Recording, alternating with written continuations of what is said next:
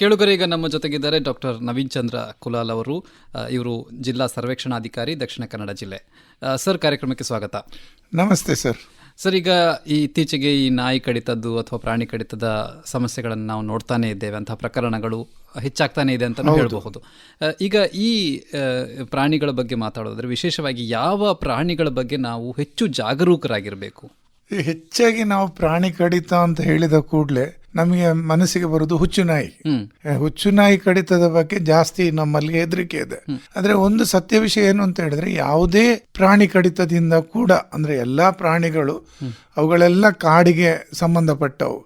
ಈಗ ನಾಡಲ್ಲಿದ್ರು ಅವುಗಳೆಲ್ಲ ನಮ್ಮ ಕಾಡಿಗೆ ಸಂಬಂಧಪಟ್ಟವು. ಸೊ ಬೆಕ್ಕಾಗ್ಲಿ, ಮಂಗ ಆಗಲಿ ಅಥವಾ ಬೇರೆ ಯಾವುದೇ ಸಾಕು ಪ್ರಾಣಿ ಆಗಲಿ ಕಚ್ಚಿದ್ರೆ ಖಂಡಿತ ಅದರಿಂದ ರೇಬಿಸ್ ಬರುವ ಸಾಧ್ಯತೆ ಇರಬಹುದು. ಆದ ಕಾರಣ ಪ್ರತಿ ಪ್ರಾಣಿ ಕಡಿತವು ಅಪಾಯಕಾರಿ. ಅದರಲ್ಲೂ ನಾಯಿ ಕಡಿತದ ಬಗ್ಗೆ ನಮಗೆ ತುಂಬಾ ಜಾಸ್ತಿ ನಾವು ಯೋಚಿಸಬೇಕಾಗ್ತದೆ. ಯಾಕಂತ ಹೇಳಿದ್ರೆ ನಮ್ಮ ಮನೆಯಲ್ಲೇ ನಾಯಿ ಇರ್ತದೆ, ಬೀದಿಯಲ್ಲಿ ಇರ್ತದೆ. ಸೊ ಕಚ್ಚುವ ಸಾಧ್ಯತೆ ತುಂಬಾನೇ ಜಾಸ್ತಿ ಇರ್ತದೆ. ಈಗ ಕಚ್ಚುವುದು ಅಂತ ಹೇಳಿದಾಗ ಕೆಲವೊಮ್ಮೆ ಆಟ ಆಡ್ತಾ ಇರ್ತಾರೆ, ಆಟ ಆಡುವಾಗ ಕೂಡ ಅದು ಬಾಯಿ ಹಾಕುವಂಥದ್ದು ಇರ್ತದೆ. ಇಂತಹ ಸಂದರ್ಭಗಳು ಕೂಡ ಹೇಗೆ, ಅದು ಅಪಾಯಕಾರಿಯೋ ಹೇಗೆ? ಖಂಡಿತ ತುಂಬಾ ಒಳ್ಳೆ ಪ್ರಶ್ನೆ ಕೇಳಿದ್ರೆ ನೀವು. ಹೆಚ್ಚಾಗಿ ಇಂಥದ್ದೇ ತೊಂದರೆಯಲ್ಲಿ ಜನ ಸಿಕ್ಕಿಕೊಳ್ತಾರೆ. ಈಗ ನಾವೀಗ ಇಷ್ಟು ವರ್ಷದಲ್ಲಿ ಹುಚ್ಚು ನಾಯಿ ಕಡಿತದಿಂದ ಯಾರು ಸಾಯ್ತಾರೆ ಅಥವಾ ನಾಯಿ ಕಡಿತದಿಂದ ಹುಚ್ಚು ರೋಗ ತಗಲಿ ಮತ್ತೆ ಯಾರು ಸಾಯ್ತಾರೆ, ಇದು ಹೆಚ್ಚಾಗಿ ಆಗಿರುವುದು ಈ ಬೀದಿ ನಾಯಿಯಿಂದ ಅಲ್ಲ. ಮನೆಯಲ್ಲಿ ಸಾಕಿದ ನಾಯಿ ಕಡಿದಿದೆ, ಕಚ್ಚಿದೆ, ಆಟ ಆಡಿದೆ, ಅದರ ಹಲ್ಲು ತಾಗಿದೆ, ಅದನ್ನು ತುಂಬಾ ನಿರ್ಲಕ್ಷ್ಯ ಮಾಡಿ ಆ ನಂತರ ಅವರಿಗೆ ಈ ರೋಗ ತಗಲಿದ ಸಾಧ್ಯತೆನೇ ತುಂಬಾ ಜಾಸ್ತಿ. ಸೊ ನಾಯಿ ಅಂತ ಹೇಳಿದ ಮೇಲೆ ಅದು ಬೀದಿ ನಾಯಿ ಆಗಲಿ ನಿಮ್ಮ ಮನೆ ನಾಯಿ ಆಗಲಿ ಕಚ್ಚಿದ್ರೆ ನೀವು ಖಂಡಿತವಾಗಿಯೂ ಅದಕ್ಕೆ ಚಿಕಿತ್ಸೆ ಪಡೀಲೇಬೇಕು. ಅದು ಅತಿ ಅಗತ್ಯ ಮತ್ತು ಖಂಡಿತವಾಗಿ ಚಿಕಿತ್ಸೆ ಅಗತ್ಯ. ಈಗ ಈ ಯಾವುದೇ ಒಂದು ಪ್ರಾಣಿ ಕಚ್ಚಿದ ತಕ್ಷಣ, ವಿಶೇಷವಾಗಿ ನಾಯಿ ಕಚ್ಚಿತು ಅಂತಾನೆ ಅಂದ್ಕೊಳ್ಳುವ, ಆ ಸಂದರ್ಭದಲ್ಲಿ ಮೊದಲಿಗೆ ಮಾಡಬೇಕಾದದ್ದು ಏನು? ಈಗ ಮೊದಲಿಗೆ ಏನು ಅಂತ ಹೇಳಿದ್ರೆ, ನಾವು ಮನೆಯಲ್ಲೇ ಇದ್ದೇವೆ, ಹೆಚ್ಚಾಗಿ ಮನೆಯದ್ದೇ ನಾಯಿ ಕಡಿದ್ರೆ ಅಥವಾ ಹೊರಗಡೆ ಎಲ್ಲಾದ್ರೂ ಹೋದಾಗ ಕಡಿದ್ರೆ ನಾವು ಹತ್ತಿರದ ವ್ಯವಸ್ಥೆಯನ್ನು ನಾವು ಯಾವತ್ತೂ ನೋಡ್ಲೇಬೇಕು. ಆಸ್ಪತ್ರೆ ಹೋಗೋದಕ್ಕೆ ಮೊದಲು ಏನ್ ಮಾಡಬೇಕು? ಮೊದಲನೇದಾಗಿ ಗಾಯವನ್ನು ತೊಳಿಬೇಕು. ಗಾಯವನ್ನು ಹರಿಯುವ ನೀರಲ್ಲಿ, ಅಂದ್ರೆ ನಲ್ಲಿ ನೀರಿರ್ಬೋದು ಅಥವಾ ನಲ್ಲಿ ನೀರಿಲ್ಲ, ಯಾರಾದ್ರೂ ಒಬ್ರು ಬಕೆಟ್ ಇಂದ ಒಂದು ಪ್ಲಾಸ್ಟಿಕ್ ಮಗ್ ಮೂಲಕ ನೀರನ್ನು ಗಾಯಕ್ಕೆ ಹಾಕಿ ಆತನ್ನು ತೊಳ್ಕೊಳ್ಬಹುದು. ಹರಿಯುವ ನೀರಲ್ಲಿ ಗಾಯವನ್ನು ತೊಳ್ಕೊಳ್ಬೇಕು. ಯಾವುದೇ ಸೋಪ್ ಆಗ್ತದೆ, ಯಾವುದೇ ಡಿಟರ್ಜೆಂಟ್ ಸೋಪ್ ಆಗ್ತದೆ. ಒಂದು ವೇಳೆ ಯಾವುದು ಸಿಗುದಿಲ್ಲ, ಬಟ್ಟೆ ಒಗೆಯುವ ಸೋಪೇ ಇದೆ, ಅದು ಖಂಡಿತ ಒಳ್ಳೇದೇ. ಅಂತೂ ಸೋಪನ್ನು ಉಪಯೋಗಿಸಿ ಗಾಯವನ್ನು ತೊಳೆದ್ರೆ ಇನ್ನೂ ಒಳ್ಳೇದು. ಆ ನಂತರ ತಮ್ಮಲ್ಲಿ ಇದ್ರೆ ಮನೆಯಲ್ಲಿ ಲಭ್ಯ ಇದ್ರೆ ಅಥವಾ ತಾವು ಎಲ್ಲಿ ಕಚ್ಚಿದೆ ತಮಗೆ ಅಲ್ಲಿ ಏನಾದ್ರೂ ಲಭ್ಯತೆ ಇದ್ರೆ ಆಂಟಿಸೆಪ್ಟಿಕ್ ಲೋಷನ್ ಅಂತ ಹೇಳ್ತೀವಿ, ಬೇರೆ ಬೇರೆ ವಿಧದ ಆಂಟಿಸೆಪ್ಟಿಕ್ ಲೋಷನ್ಸ್ ಇದೆ, ಅವುಗಳನ್ನು ಕೂಡ ಹಚ್ಚಬಹುದು, ಖಂಡಿತ ಹಚ್ಚಬಹುದು. ಆದ್ರೆ ತುಂಬಾ ಬಿಗಿಯಾದ ಬ್ಯಾಂಡೇಜ್ ಕಟ್ಟುವುದು ಇಲ್ಲಿ ನಿಷಿದ್ಧ. ಗಾಯ ಆದ ಕೂಡಲೇ ಒಂದು ಹೊಲಿಗೆ ಹಾಕುವುದು ನಿಷಿದ್ಧ. ಯಾವುದೇ ನಾಯಿ ಕಚ್ಚಿದ್ದಕ್ಕೆ ಅಥವಾ ಪ್ರಾಣಿ ಕಚ್ಚಿದ್ದಕ್ಕೆ ಕೂಡಲೇ ನಾವು ಹೊಲಿಗೆ ಹಾಕಬಾರದು, ಗಾಯವನ್ನು ಮುಚ್ಚಬಾರದು. ಆಗ ಏನಾಗ್ತದೆ, ಕಚ್ಚಿದಾಗ ಅದು ಬಾಯಿ ಹಾಕಿ ನಮ್ಮ ಗಾಯವನ್ನು ಮಾಡಿದಾಗ ಅದರ ಬಾಯಲ್ಲಿ ಒಂದು ವೇಳೆ ವೈರಸ್ ಇದ್ರೆ, ಈ ಹುಚ್ಚು ನಾಯಿಯ ವೈರಸ್ ಇದ್ರೆ ಅಥವಾ ಹುಚ್ಚು ರೋಗದ ವೈರಸ್ ಇದ್ರೆ ಅಥವಾ ರೇಬಿಸ್ ರೋಗದ ವೈರಸ್ ಇದ್ರೆ ಆ ವೈರಸ್ ಆ ಗಾಯದಲ್ಲಿ ಸಿಕ್ಕಾಕೊಳ್ತದೆ. ಸೊ ಅದನ್ನು ಮುಚ್ಚಿದಾಗ ಅದು ಅಲ್ಲೇ ನಿಂತ್ಕೊಂಡು ತುಂಬಾ ಜಾಸ್ತಿ ಅದರ ರಿಪ್ಲಿಕೇಶನ್, ಅಂದ್ರೆ ಅದು ನಂಬರ್ಸ್ ಜಾಸ್ತಿ ಆಗ್ತದೆ.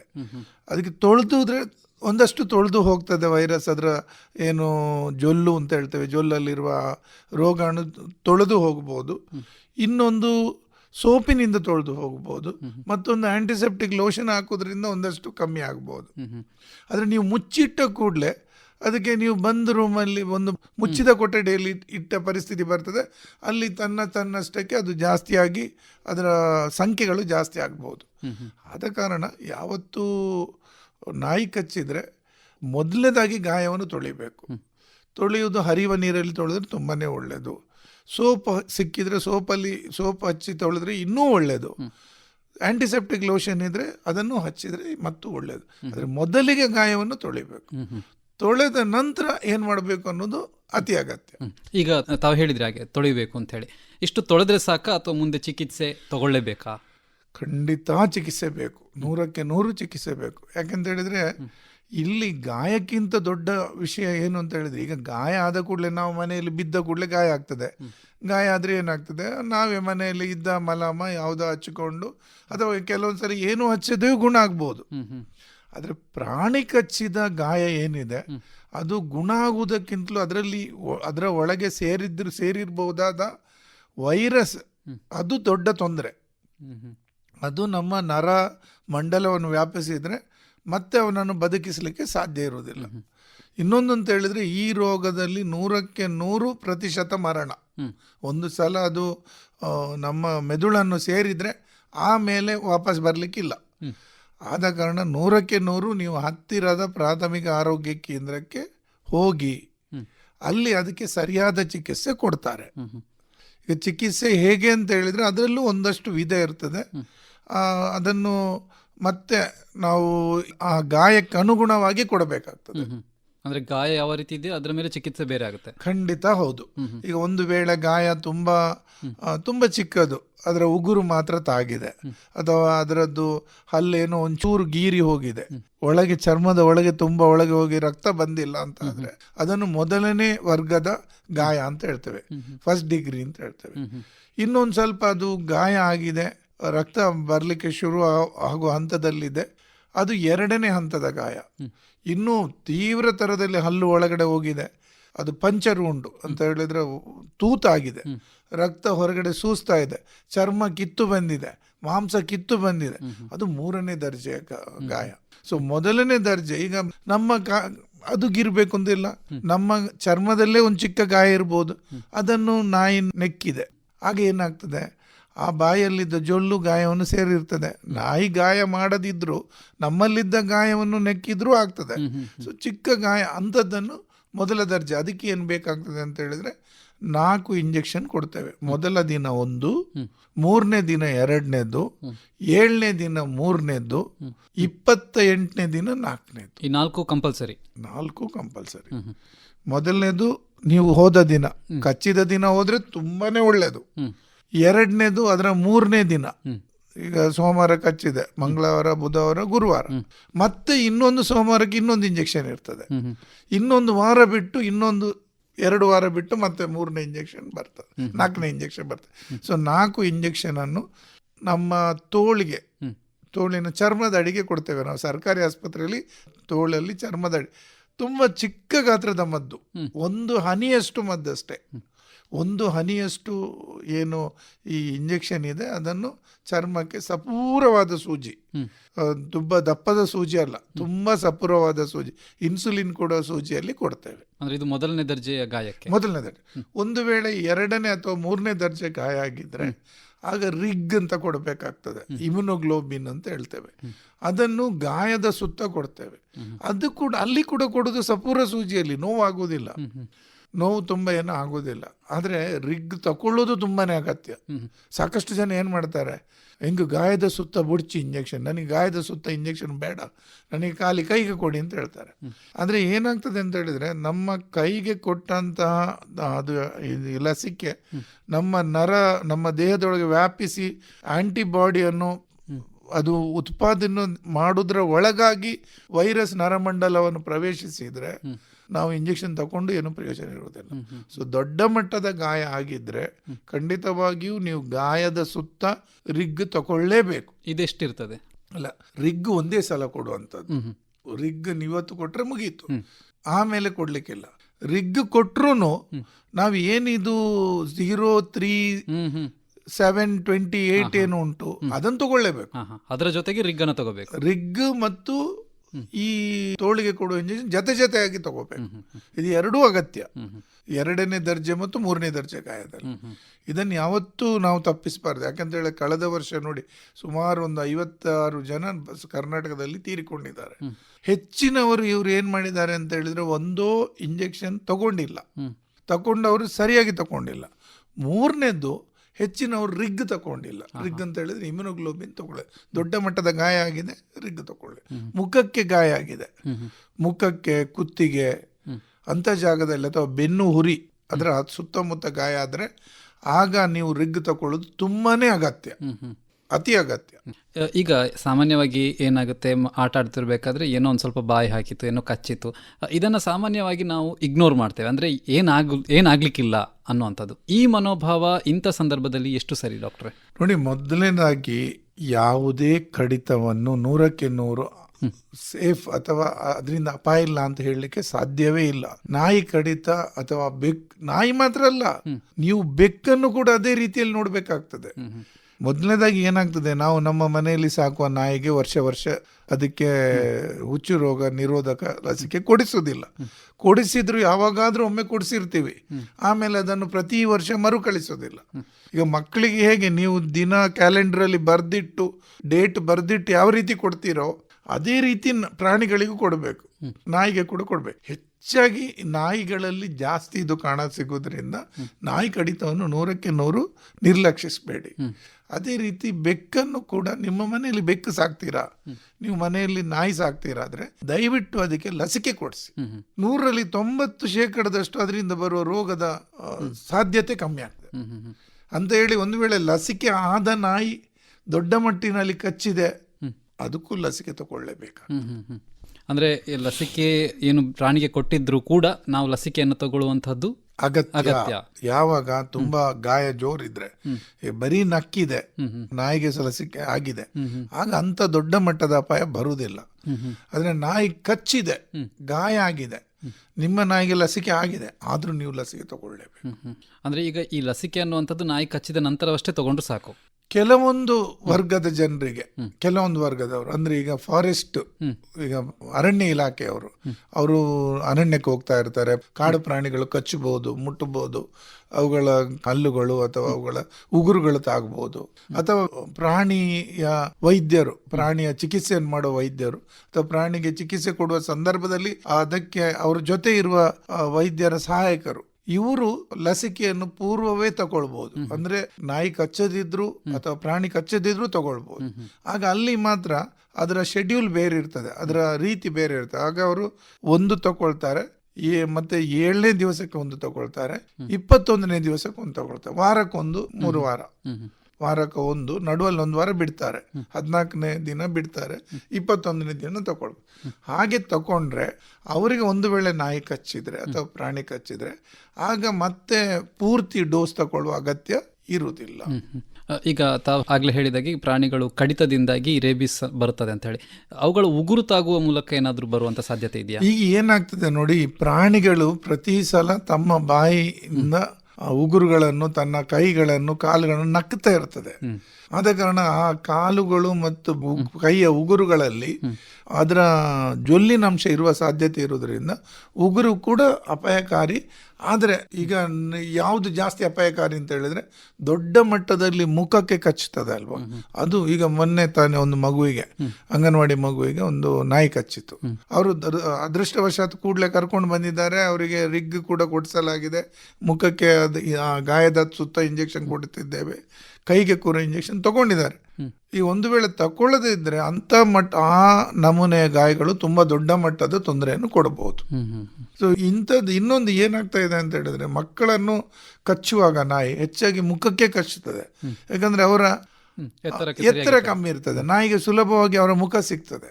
ಅದನ್ನ ಮಕ್ಕಳನ್ನು ಒಂದು ಸ್ವಲ್ಪ ಈ ನಾಯಿಗಳ ಜೊತೆ ಆಟ ಆಡೋದನ್ನು ಅಥವಾ ಮಕ್ಕಳಿಗೆ ಇದರ ಬಗ್ಗೆ ಹೇಳಿಕೊಡೋದು ಅತಿ ಅಗತ್ಯ. ಒಂದು ತುಂಬಾ ಪ್ರೀತಿಯಿಂದ ಹೇಳ್ಕೊಡ್ಬೇಕು, ಅವರನ್ನು ಹೆದರಿಸುವುದು ಕಷ್ಟ. ನಾಳೆ ಕಚ್ಚಿದ್ರೆ ಹೇಳದೇ ಇರ್ಬೋದು, ಕೆಲವರು ಏನ್ ಮಾಡ್ತಾರೆ, ನಾಯಿ ಹತ್ರ ಹೋಗ್ಬೇಡ, ಹೋದ್ರೆ ನಿಂಗೆ ಇಂಜೆಕ್ಷನ್ ಕೊಡ್ಲಿಕ್ಕೆ ಅವ್ನು ದೊಡ್ಡ ಸೂಜಿ ಇರ್ತದೆ, ಜೋರಾಗಿ ಕೊಡ್ತಾರೆ. ಆ ರೀತಿ ನೀವು ಹೆದರಿಸಿದ್ರೆ ನಾಳೆ ಏನಾಗ್ಬಹುದು ಅಂತ ಹೇಳಿದ್ರೆ, ನಾಳೆ ಮಗುವಿಗೆ ನಿಜವಾಗಿ ಕಚ್ಚಿದ್ರು, ಬೀದಿಯಲ್ಲಿ ಬರುವ ಕಚ್ಚಿದ್ರು ಈ ಇಂಜೆಕ್ಷನ್ಗೆ ಎದುರಿ ತಗೊಳ್ಳದೇ ಇರ್ಬೋದು. ಸೊ ನಿಜವಾಗ್ಲೂ ಸತ್ಯ ವಿಷಯ ಏನು ಅಂತ ಹೇಳಿದ್ರೆ, ಮೊದಲನೇ ಕಾಲದಲ್ಲಿ ಹೌದು 14 ಇಂಜೆಕ್ಷನ್ ಹೊಕ್ಕಲಿನ ಸುತ್ತ ಕೊಡ್ತಾ ಇದ್ದದ್ದು. ಈಗ ಬರೀ ಚಿಕ್ಕ ಸೂಜಿಯಲ್ಲಿ ಒಂದು ಹನಿ ಅಷ್ಟೇ ಲಸಿಕೆಯನ್ನು ಕೊಡ್ಲಿಕ್ಕಿರೋದು. ಆದರೆ ಇದು ಒಂದು ಜೀವವನ್ನೇ ಉಳಿಸ್ತದೆ. ಸೊ ಖಂಡಿತವಾಗಿ ನಿಮ್ಮ ಮಕ್ಕಳನ್ನು ಹೆದರಿಸಬೇಡಿ. ಮಕ್ಕಳಿಗೆ ನೋಡಿ, ನಾಯಿ ಜೊತೆ ಆಟ ಆಡಬೇಡ, ಕಚ್ಚಿದ್ರೆ ಬಂದು ಹೇಳಪ್ಪ, ಅದಕ್ಕೆ ನಾವು ಕ್ಲೀನ್ ಮಾಡುವ, ಅದಕ್ಕೆ ಬೇಕಾದ ಚಿಕಿತ್ಸೆ ಕೊಡಿಸುವ ಅಂತ ಮಾತ್ರ ಹೇಳಿ.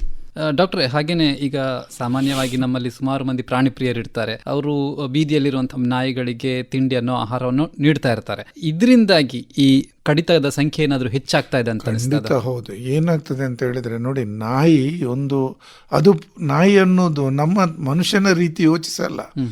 ಅದಕ್ಕೆ ಹಸಿವಾದಾಗ ವ್ಯವಸ್ಥೆ ಸಿಗದಿದ್ರೆ ಅದಕ್ಕೆ ಕೋಪ ಬರುತ್ತೆ. ಇನ್ನು ಬೀದಿಯಲ್ಲಿರುವ ನಾಯಿಗಳ ಸಂಖ್ಯೆಯನ್ನು ನಾವು ನಿಯಂತ್ರಿಸದೆ ಹೋದ್ರೆ ಖಂಡಿತ ಅವುಗಳ ತೊಂದರೆ ಜಾಸ್ತಿ ಆಗ್ತದೆ. ಬೀದಿಯಲ್ಲಿ ನಾಯಿ ಜಾಸ್ತಿ ಯಾಕೆ ಆಗ್ತದೆ? ನೀವು ಅನ್ನ ಹಾಕ್ತೀರಿ ಅಂತ ಗೊತ್ತಾದ ಕೂಡಲೇ ಸಾಕಷ್ಟು ಜನ ಹೆಣ್ಣು ನಾಯಿ ಸಾಕುವವರಲ್ಲಿ ಒಂದು ದೋಷ ಇರ್ತದೆ, ಅವರಲ್ಲಿ ಒಂದು ತೊಂದರೆ ಇದೆ. ಅವ್ರು ಏನ್ ಮಾಡ್ತಾರೆ, ಮರಿ ಹಾಕಿದ ತಕ್ಷಣ ಆ ಮರಿಗಳನ್ನು ತಂದು ರೋಡಲ್ಲಿ ಬಿಡ್ತಾರೆ. ಈಗ ಬೀದಿಯಲ್ಲಿ ನಾಯಿಗಳು ಜಾಸ್ತಿ ಆಗೋದು ಯಾವುದೇ ಇಲಾಖೆ ಅದರ ಮೇಲೆ ಕ್ರಮ ಕೈಗೊಳ್ಳದೆ ಅಲ್ಲ.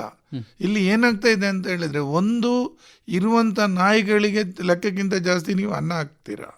ಇನ್ನೊಂದು, ಈ ಹೊಸ ಮರಿಗಳನ್ನ ತಂದು ಬೀದಿಯಲ್ಲಿ ಬಿಡ್ತಾರೆ. ಹೆಣ್ಣು ಮರಿ ಅಂತ ಹೇಳಿದ ಕೂಡಲೇ ಅದು ಬೀದಿಗೆ. ಇಂಥ ಒಂದು ಧೋರಣೆಯನ್ನು ಜನ ಬಿಡಬೇಕು. ಹೆಣ್ಣು ನಾಯಿ ಅಂತ ಹೇಳಿದ್ರೆ ಅದಕ್ಕೆ ಬೇಕಾದ ಸಂತಾನಹರಣ ಚಿಕಿತ್ಸೆ ಮಾಡಿದ್ರೆ ಅದು ಮತ್ತೆ ಮರಿ ಇಯುವುದಿಲ್ಲ. ಆಗ ನೀವು ಮತ್ತೆ ಅದನ್ನು ಹಿಡ್ಕೊಂಡು ಹೋಗಿ ಕದ್ದು ಮುಚ್ಚಿ ಎಲ್ಲೋ ರೋಡಲ್ಲಿ ಬಿಡೋ ಪ್ರಮೇಯ ಕೂಡ ಬರೋದಿಲ್ಲ. ಸೊ ದಯವಿಟ್ಟು ನಿಮ್ಮ ಹೆಣ್ಣು ನಾಯಿಗೆ ಸಂತಾನಹರಣ ಚಿಕಿತ್ಸೆಯನ್ನು ಸರ್ಕಾರಿ ಆಸ್ಪತ್ರೆ ಅಂದ್ರೆ ಪ್ರಾಣಿಗಳ ಆಸ್ಪತ್ರೆಯಲ್ಲಿ ಮಾಡಿಕೊಡ್ತಾರೆ, ಉಚಿತವಾಗಿ ಮಾಡಿಕೊಡ್ತಾರೆ. ದಯವಿಟ್ಟು ಅದನ್ನ ಮಾಡಿಸಿ. ಈಗ ಈ ನಾಯಿಯನ್ನು ಯಾರು ಸಾಕ್ತಾ ಇರ್ತಾರೆ ಅವರಿಗೆ ಕಾನೂನು ಪ್ರಕಾರ ಏನಾದ್ರು ನಿಯಮಗಳು ಆತರ ಏನಾದ್ರು ಖಂಡಿತ ಇದೆ ನೋಡಿ. ಈಗ ಯಾವುದೇ ನಾಯಿ ಈಗ ಕಚ್ಚಿದ್ರೆ, ಬೀದಿ ನಾಯಿ ಕಚ್ಚಿದ್ರೆ 5,000 ರೂಪಾಯಿ ಅಲ್ಲಿಯ ಸ್ಥಳೀಯ ಸಂಸ್ಥೆ ಕೊಡ್ಬೇಕಾಗ್ತದೆ. ಅದೇ ನಾಯಿ ಕಚ್ಚಿ ಸತ್ರೆ 5 ಲಕ್ಷ ರೂಪಾಯಿ ಕೊಡ್ಬೇಕಾಗ್ತದೆ. ಅಂದ್ರೆ ಅದರ ಜವಾಬ್ದಾರಿ ಅವರದ್ದೇ ಇರ್ತದೆ.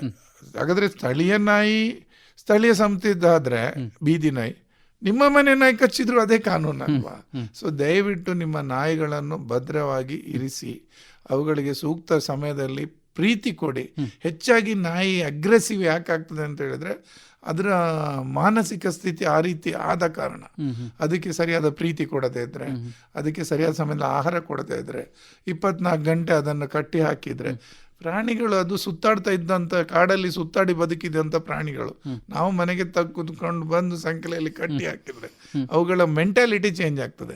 ಅದಕ್ಕೆ ನೋಡಿ, ಈ ಬೆಕ್ಕು ಕಚ್ಚೋದು ಕಮ್ಮಿ. ಬೆಕ್ಕು ಹೆಚ್ಚಾಗಿ ಏನಾದ್ರೂ ನೋವಿದ್ರೆ ಅದಕ್ಕೆ ನೋವು ಮಾಡಿದ್ರೆ ಮಾತ್ರ ಕಚ್ಚುತ್ತದೆ, ಅಗ್ರೆಸಿವ್ನೆಸ್ ಕಮ್ಮಿ ಇರುತ್ತೆ. ಡಾಕ್ಟರ್, ಈಗ ಇಲಾಖೆ ವತಿಯಿಂದ ಏನೆಲ್ಲ ಕ್ರಮಗಳನ್ನು ತಾವು ಕೈಗೊಳ್ತಾ ಇದ್ದೀರಾ? ಇಲಾಖೆ ವತಿಯಿಂದ ಒಂದನೇದಾಗಿ ಮುಖ್ಯವಾಗಿ ಇವತ್ತು ಲಸಿಕೆ ಉಚಿತ. ಅದು ಅವನು APL ಆಗಿರಲಿ BPL ಆಗಿರಲಿ, ಅಂದರೆ ಹಣಕಾಸಿನ ಸೌಲಭ್ಯ ಇದ್ದವನು ಆದ್ರೂ ಸರ್ಕಾರ ಉಚಿತವಾಗಿ ಇವತ್ತು ಲಸಿಕೆ ಕೊಡ್ತಾ ಇದೆ. ಸೊ ಇದು ದೊಡ್ಡ ಮಟ್ಟದ ಒಂದು ಬದಲಾವಣೆ. ಮೊದಲು ರಿಗ್ ಲಭ್ಯ ಇರಲಿಲ್ಲ. ರಿಗ್ಗಿಗೆ ಸುಮಾರು 18,000 ರೂಪಾಯಿ ಇತ್ತು. ಇವತ್ತು ಈ ರಿಗ್ಗನ್ನು ಕೂಡ ಉಚಿತವಾಗಿ ಕೊಡ್ತಾ ಇದೆ. ಸೊ ರಿಗ್ ಉಚಿತ, ಲಸಿಕೆ ಉಚಿತ, ಹಾಗೂ ಚಿಕಿತ್ಸೆ ಉಚಿತ. ಗಾಯಕ್ಕೆ ಚಿಕಿತ್ಸೆ ಇರ್ಬೋದು, ಅದೆಲ್ಲ ಉಚಿತವೇ. ಇನ್ನೊಂದು ಅಂತ ಹೇಳಿದ್ರೆ, ಸ್ಥಳೀಯ ಸಂಸ್ಥೆಗಳು ಏನು ಮಾಡ್ತಾ ಇದ್ದಾರೆ ಅಂತ ಹೇಳಿದ್ರೆ, ಪ್ರಾಣಿ ದಯಾ ಸಂಸ್ಥೆಗಳು ಮತ್ತು ಸ್ಥಳೀಯ ಪ್ರಾಣಿ ವೈದ್ಯರನ್ನು ಒಳಗೊಂಡಂತೆ ಮತ್ತು ಸರ್ಕಾರಿ ಆಸ್ಪತ್ರೆ ವೈದ್ಯರನ್ನು ಒಳಗೊಂಡಂತೆ ಒಂದು ಸಮಿತಿ ತಯಾರಿಸಿ ಆ ಊರಲ್ಲಿ ಇರುವಂಥ ಇಂಥ ತೊಂದರೆಗಳ ಬಗ್ಗೆ ಒಂದು ವ್ಯವಸ್ಥೆ ಮಾಡಿಕೊಳ್ತಾರೆ. ಇದು ಖಂಡಿತ ಆಗಬೇಕು. ಇದಕ್ಕೆ ಕೂಡ ಮಾನ್ಯ ಸರ್ವೋಚ್ಚ ನ್ಯಾಯಾಲಯ ಕೂಡ ಇದರ ಬಗ್ಗೆ ಸೂಕ್ತ ಆದೇಶಗಳನ್ನು ನೀಡಿದೆ.